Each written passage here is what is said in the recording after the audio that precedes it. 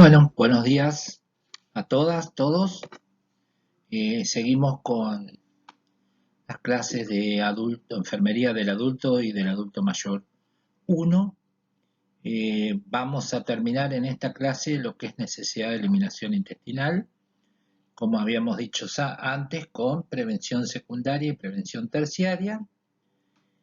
Y dejé para dos clases importantes en lo que es eliminación urinaria y eliminación intestinal, que es el sondaje vesical y el cuidado en lo que es eliminación urinaria y el cuidado de las ostomías en lo que es la eliminación intestinal. Eso, después que terminemos esta clase, voy a subir esas dos clases como corresponde, el día que corresponde, un día la de sondaje, otro día de cuidadostomía, que es algo importante, muy importante en lo que es la eliminación urinaria y la eliminación intestinal. Bueno, avanzamos. Bueno, prevención secundaria. En la prevención secundaria, tal como lo afirmamos en la otra clase, la de prevención primaria, el hincapié debe estar puesto en la detección precoz de síntomas y en la pronta intervención. En este sentido, el diagnóstico precoz de los problemas digestivos importantes puede prevenir la aparición de complicaciones serias. Veremos en sus detalles los factores que deben tenerse en cuenta para realizarlo.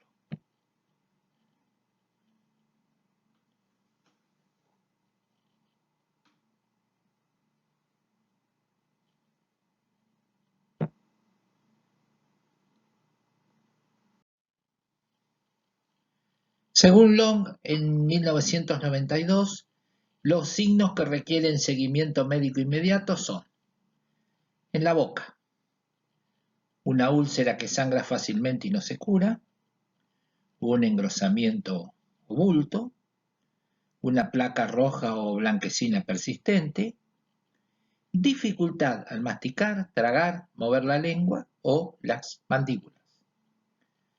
En el abdomen, una pirosis persistente, una sensación de plenitud, dolor abdominal, especialmente si se acompaña de vómitos y náuseas. En la eliminación, cambios en los hábitos eliminatorios intestinales, por ejemplo, cuando uno le parece que va a mover el intestino y no va a eliminar heces, sangre en las heces. Por su parte, la Asociación Americana del Cáncer indica las siguientes recomendaciones para la detección precoz del cáncer de colon y recto. Tacto rectal practicado por un médico anualmente después de los 40 años. Prueba de sangre oculta anualmente después de los 50 años. Colonoscopía una vez cada 3 a 5 años después de los 50 años, después de 2 exámenes negativos realizados en el intervalo de un año, porque si se encuentra algo, bueno, el médico indicará con qué frecuencia volver a repetir esa colonoscopia. Valoración individual de eliminación intestinal. Para la valoración individual del plan de eliminación intestinal, debemos considerar dos tipos de datos: los subjetivos y los objetivos. Los datos subjetivos, o sea, dentro de ellos, debemos tener en cuenta los siguientes: el patrón de eliminación, patrón habitual, patrón actual, si hace uso de laxantes, qué tipo de laxantes y qué frecuencia, y si hace uso de enemas, qué tipo y qué frecuencia. Antecedentes de síntomas: aparición, duración, localización, descripción, frecuencia, factores desencadenantes, factores que alivian y factores que agravan, síntomas asociados: cefalea, debilidad, letargo, anorexia, pérdida, aumento de peso, sed, dolor, calambre. Fíjense que todo esto, por eso dijimos subjetivo, porque por ahí uno no puede medirlos o no los ve. ¿Estamos? Esto requiere en la valoración de una valoración bien a fondo, o sea, cuando uno logra detectar que hay algún problema relacionado con la eliminación intestinal. El estilo de vida, la ocupación, el ejercicio, con qué frecuencia, nutrición, ingesta habitual, tratamiento farmacológico actual, antibióticos, hierro, esteroides, antiácidos, depresores del sistema nervioso central. Todos estos medicamentos alteran el patrón de eliminación intestinal. Historia quirúrgica, si tiene una colostomía o una ileostomía.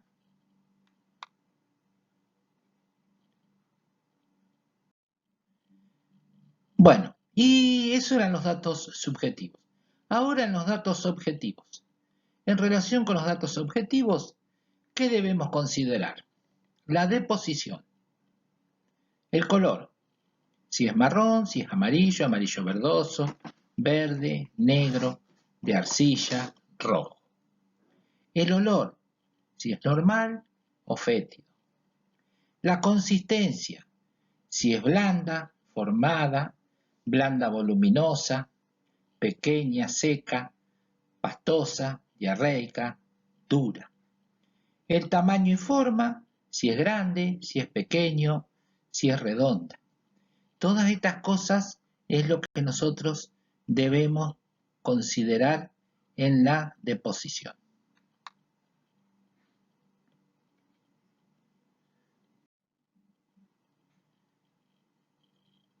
Después debemos también observar en los componentes si hay sangre, si hay moco, si hay pus, si hay parásitos, si hay comida no digerida.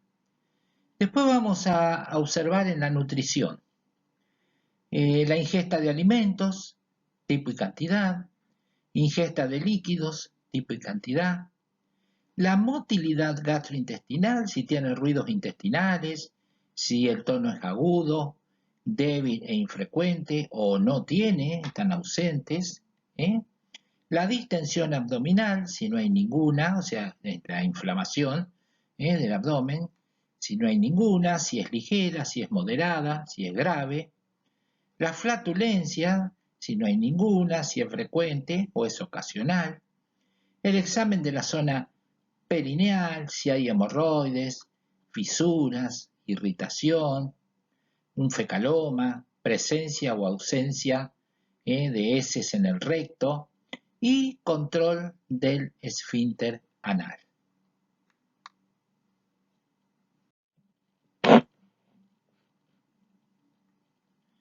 ¿Qué exámenes diagnósticos? Una de las pruebas diagnósticas para pacientes con disfunción intestinal es el examen en el laboratorio de una muestra de heces, en busca de sangre, microorganismos, parásitos y otros constituyentes anormales, así como grasas, nitrógenos y urobilinógeno. También pueden hacerse estudios radiológicos y endoscópicos del tubo gastrointestinal. Para observar el colon y el recto se introduce el endoscopio con una leve anestesia para lograr una buena relajación del paciente. Asimismo, con fines diagnósticos, es posible utilizar las técnicas de gammagrafía, ecografía e isótopos radiativos, o sea que ya son estudios mucho más complejos. En ocasiones es necesario examinar el interior del conducto anal, el recto y el colon inferior para investigar tumores, fístulas o hemorroides. Puede usarse una anoscopía, que es una inspección del conducto anal, Eso se hace con un... Son un poco técnicas antiguas, ya por ahí están dejadas en desuso, con un anoscopio. Una proctoscopía, que es un examen del recto.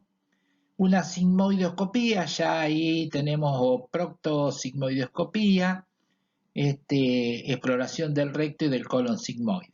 Ya ahí es distinto, ya podemos utilizar un método por ahí más moderno que sea menos invasivo que lo que eran estos métodos un poquito más antiguos.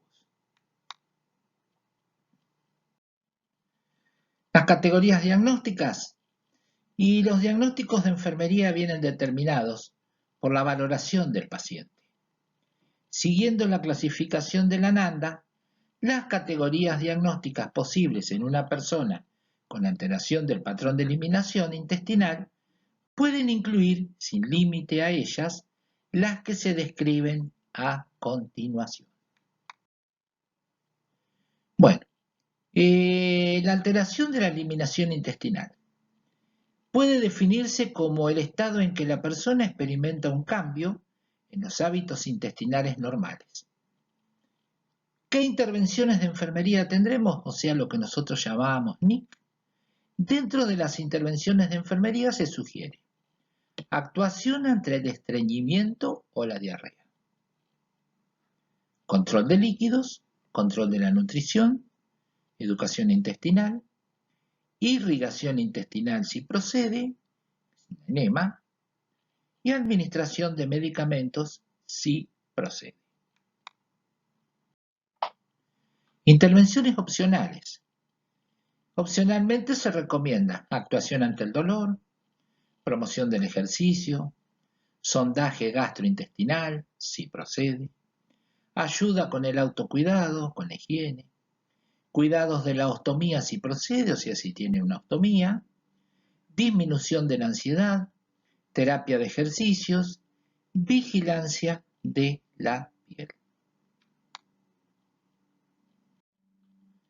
Bueno, vamos a ver ahora un poquito con el libro de Ananda y los diagnósticos. Yo acá le marqué un poquito, fíjense que con estreñimiento tenemos riesgo de estreñimiento, riesgo de estreñimiento crónico funcional, estreñimiento crónico funcional y estreñimiento subjetivo. Fíjense que tenemos 5 diagnósticos relacionados con el estreñimiento. Es muy importante, por eso los debemos tener muy en cuenta todo lo que pasa en estos, en este síntoma que es el estreñimiento. Bueno, el estreñimiento puede definirse como el estado en el que una persona experimenta un cambio en los hábitos intestinales normales, caracterizado por una disminución de la frecuencia o eliminación de heces duras y secas. ¿Qué factores relacionados tenemos con el estreñimiento? Y dentro de los factores vamos a encontrar desnutrición, trastornos sensoriales o motores, lesiones de la médula espinal bífida, accidente cerebrovascular, enfermedades neurológicas, trastornos metabólicos y endocrinos, anorexia nerviosa, obesidad, hipo e hipertiroidismo, feocromocitoma, neuropatía diabética, dolor, hemorroides, disminución en el peristantismo relacionada con hipoxia cardíaca, pulmonar o cáncer, síndrome de colon irritable y diverticulitis. Fíjense la cantidad de factores que a mí me pueden producir estreñimiento. Muy importante, principalmente en los adultos mayores. O también hay personas, el adulto medio, que a veces no comenta todas estas cosas y se lo pasan tomando, como dijimos antes, que en la valoración teníamos que tratar de ver si usaba laxantes, qué tipo de laxantes, con qué frecuencia, si usaba enema, porque a veces la gente no dice nada, esconde, y estos son después problemas que se van agravando y pueden producir algunas consecuencias mucho peores. Los efectos secundarios de la medicación, por ejemplo, los antiácidos, el hierro, el bario, el aluminio. El aluminio está muy usado en algo que ustedes por ahí conocen el nombre comercial, el Milanta, o sea, como un antiácido. La aspirina, los anticolinérgicos, bueno, hablamos el otro día, el más conocido o famoso por todos es la bucapina, los anestésicos, los diuréticos, porque los diuréticos me van a ir deshidratando, y ustedes acuérdense que el colon eh, absorbía toda el agua que necesitaba el organismo, por ende, si yo uso diurético, se me escapa agua y tengo poca agua, menos me va a dejar y las heces van a quedar como una arena y se va a poner muy difícil movilizarlas. Uso habitual de laxantes, después el intestino se acostumbra al laxante, la inmovilidad, ¿eh? Creencias culturales sanitarias, falta de intimidad, una dieta inadecuada. ¿Y cuáles son las manifestaciones? Y bueno, para este trastorno son las siguientes: deposición dura y formada o frecuencia de deposición inferior a 3 veces por semana o ambas. Disminución de los ruidos intestinales, sensación de plenitud rectal, sensación de presión en el recto, esfuerzos y dolor en deposición, fecalomas palpables o bolo fecal, más vulgarmente llamado. Los criterios de resultados NOC, o sea, los objetivos que nosotros nos vamos a proponer ante estas, ante la aparición de todas estas manifestaciones, nosotros vamos a pretender que la persona afectada por este trastorno que manifestará, o sea, menos dolor en la deposición. Describirá los factores causales cuando se conozcan. Describirá el factor racional y procedimientos del tratamiento. Describirá métodos para prevenir el estreñimiento y restablecerá su patrón de eliminación normal.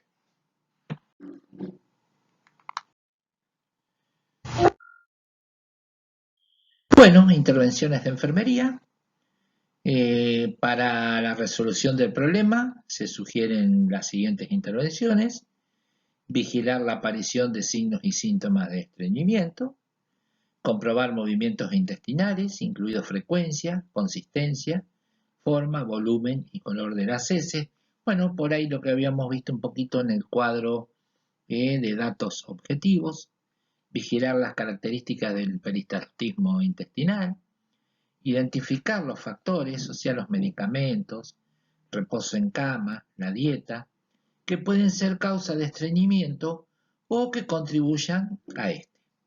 Promover el aumento de ingesta de líquidos a menos que esté contraindicada.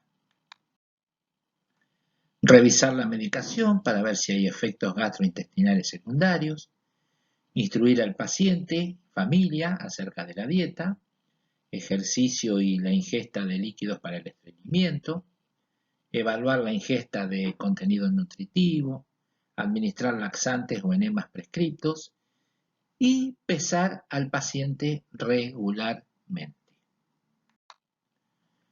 Intervenciones opcionales que podemos hacer, y de manera opcional se sugiere actuación ante el dolor, administración de medicamentos si procede, promoción del ejercicio, sondaje gastrointestinal si procede, colaboración con las actividades de autocuidado e higiene, cuidados de la ostomía si procede, disminución de la ansiedad, disminución de la flatulencia, terapias de ejercicio, por ejemplo, movilidad articular, terapia de relajación simple y vigilancia de la piel, principalmente si tenemos una ostomía.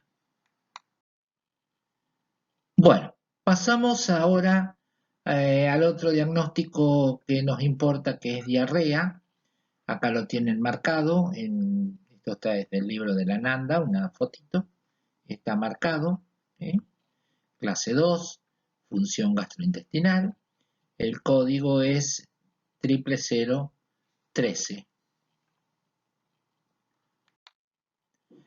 Bueno, la diarrea es el estado en el que una persona experimenta un cambio en los hábitos intestinales habituados, caracterizado por la evacuación frecuente de materia fecal blanda, líquida y o sin formar. ¿Qué factores relacionados? Y dentro de los factores relacionados con la diarrea se encuentran trastornos nutricionales y síndrome de mala absorción, que pueden ser una úlcera péptica, una gastritis, una colitis ulcerosa, una intolerancia a la lactosa, una enfermedad celíaca. Trastornos metabólicos y endocrinos, puede ser diabetes, enfermedad de Addison y torotoxicosis. Procesos infecciosos, intervención quirúrgica del intestino, efectos secundarios de los fármacos, por ejemplo los agentes tiroideos, los antiácidos, los laxantes, los antibióticos, la quimioterapia. Estos medicamentos producen diarrea. Por ejemplo, los antibióticos, hay antibióticos que son un poquito fuertes y matan a muchas bacterias que nosotros tenemos en la flora intestinal habitual y nos producen diarrea, el uso indiscriminado de laxantes, a veces la quimioterapia, muchos medicamentos que nos pueden producir diarrea. La alimentación por sonda, el estrés o ansiedad, comidas irritantes como frutas, salvado, cereales, etc. Cambios en la composición bacteriana del agua, importante esto, acuérdense cuando vimos el año pasado el agua. Bacterias, virus y parásitos, muy importante los parásitos. Los parásitos suelen producir mucha diarrea o episodios diarreicos. ¿Qué manifestaciones tiene? Y las principales manifestaciones de diarrea son deposiciones sueltas y líquidas o aumento de la frecuencia más de 3 veces al día o ambos. Calambre, dolor abdominal, aumento de la frecuencia de los ruidos intestinales, aumento de la fluidez o volumen de las deposiciones, criterios de resultados. La persona logrará describir los factores concurrentes cuando se conozcan, explicar el fundamento de las acciones por realizar, experimentar disminución de los episodios diarreicos y restablecer el patrón de eliminación normal. Esto sería los criterios de resultado, por ahí los objetivos que nosotros nos trazaríamos ante un paciente con un episodio de diarrea. Acá lo vamos a ver un poquito más como está en el libro, las intervenciones de enfermería, NIC, para la resolución del problema. Se sugiere obtener una muestra de heces, generalmente ya para hacer un coprocultivo, para descartar algunas afecciones. Evaluar el perfil de la medicación por si hubiera efectos secundarios gastrointestinales. Atención también con esto. Ver qué medicamentos está consumiendo ese paciente. Enseñar al paciente el uso correcto de los medicamentos antidiarreicos. Porque, ¿qué pasa? Pasamos de una diarrea a una constipación, o sea, un estreñimiento. Evaluar la ingesta para ver el contenido nutricional. Promover la ingesta de comidas en pequeñas cantidades, frecuentes, y añadir fibras de forma gradual. Enseñar al paciente sobre los alimentos irritantes o que produzcan gases, identificar los factores, medicamentos, bacterias y alimentación por sonda que puedan ocasionar o que contribuir a la existencia de diarrea. Observar la turgencia de la piel regularmente, porque saben bien que con la diarrea, se deshidrata, uno se deshidrata. Medir la producción de diarrea, defecación, pesar al paciente regularmente, notificar al médico sobre cualquier aumento de frecuencia o tono de los sonidos peristálticos intestinales, realizar consulta con el médico si persisten los signos y síntomas de diarrea, enseñar sobre el uso de laxantes, ayudar al paciente y familia en las técnicas de disminución de estrés y como intervenciones opcionales, opcionalmente se recomienda administración de alimentación parenteral, alimentación por sonda, colaboración con actividades de autocuidado, higiene, disminución de la ansiedad y terapia intravenosa si procede, porque bueno, a veces el paciente se deshidrata y es necesario volver a rehidratar ese paciente a través de una terapia intravenosa con un plan de hidratación parenteral. Prevención terciaria. La prevención terciaria consiste en el tratamiento y una rehabilitación adecuada a cada disfunción, intentando disminuir la incapacidad que éstas puedan producir, mejorando la calidad de vida. En este sentido, las actividades de enfermería estarán dirigidas a recuperación de las actividades normales de la vida diaria y prevención de complicaciones.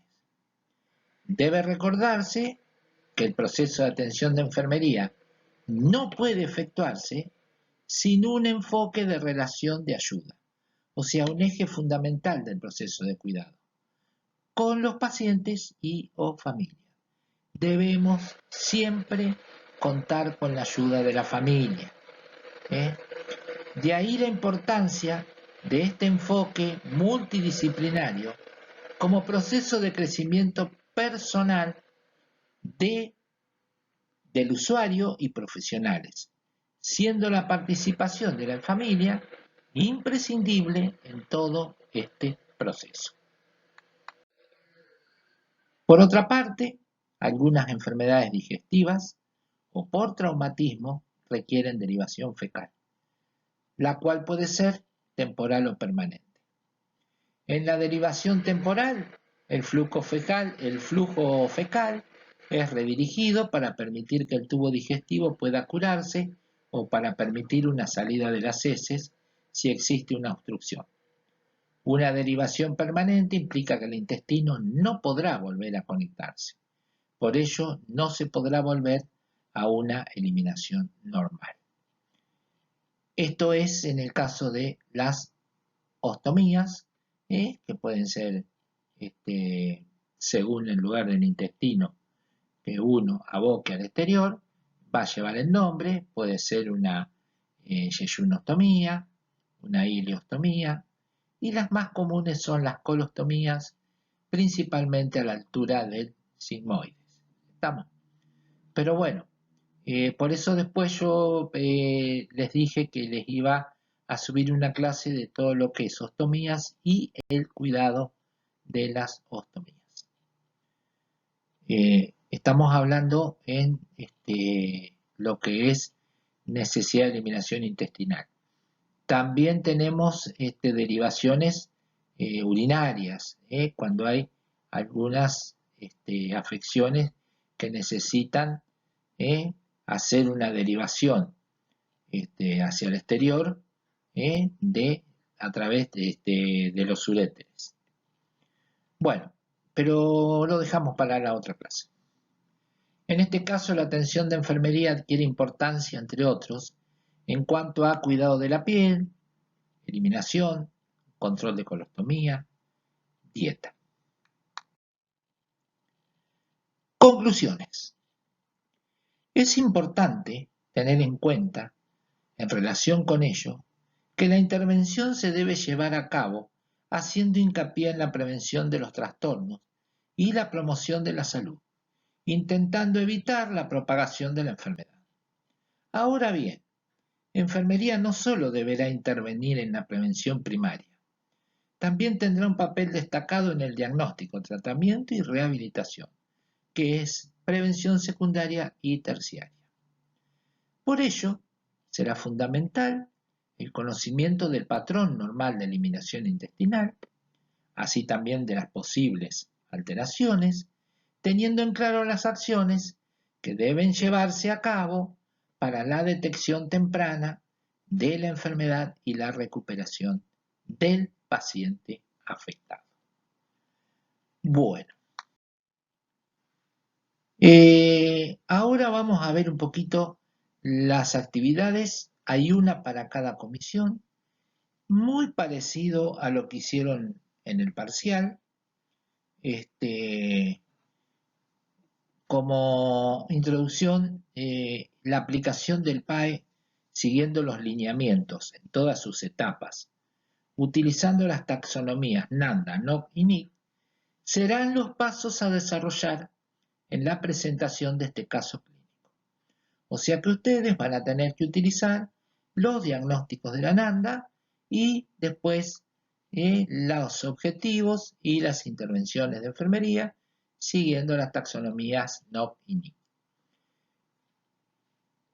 O sea, el caso clínico va a estar relacionado para la comisión 1 con un paciente de 58 años de sexo masculino.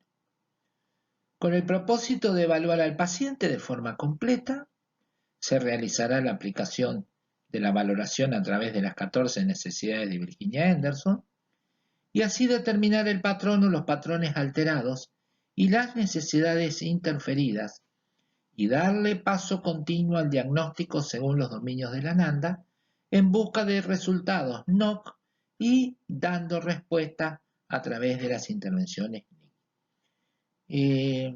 Espero que lo traten, o sea, no, que lo entiendan, que entiendan cómo es el trabajo. Vamos a pasar ahora al caso clínico. Es un paciente masculino que acude al área de emergencia del hospital el día 15 de mayo tras presentar evacuaciones líquidas en los últimos 2 días, con una frecuencia de más de 8 veces al día. Refiere sentir dolor abdominal y diarrea, dolor de cabeza, dolor muscular, náuseas, anorexia. Refiere no dormir durante la noche tras el malestar y las constantes idas al baño a defecar. Se siente débil y se le observan los ojos hundidos. Al examen físico presenta retracción lenta en pliegue de la piel, denotando deshidratación al momento del ingreso. Sus constantes vitales fueron estas: temperatura 39 grados centígrados, la frecuencia respiratoria es de 21 respiraciones por minuto, el pulso es de 70 por minuto y la tensión arterial son 170 milímetros de mercurio y el peso es de 72 kilogramos y la estatura 1,68 m. Consume en su casa vitaminas C y E, fuma 4 a 5 cigarrillos por día. El paciente Eusebio Aguirre, de 58 años, nos refiere que hace una semana pesaba 76 kilos y medio, 76,400. Bueno, lo que ustedes van a tener que hacer acá es poner los diagnósticos de enfermería que ustedes encuentren, o sea, los problemas que tiene este señor, o sea, a partir de los problemas, los diagnósticos de enfermería y clasificarlos según prioridad, y después van a hacer con las intervenciones NOC y NIC en los objetivos y las intervenciones de enfermería. Para la comisión 2, bueno, lo mismo, aplicación del PAE siguiendo los lineamientos en todas sus etapas, usando las taxonomías NANDA, NOP y NIC. Serán los pasos a desarrollar en la presentación de este caso clínico relacionado con una mujer de 63 años que concurre al CAPS. Con el propósito de evaluar a la paciente de forma completa, se realizará la aplicación de la valoración a través de las 14 necesidades de Virginia Anderson y así determinar el patrón o los patrones alterados y las necesidades interferidas y darle paso continuo al diagnóstico según los dominios de la NANDA en busca de resultados NOC y dando respuesta a través de las intervenciones NIC. Bueno, lo mismo que para la otra comisión.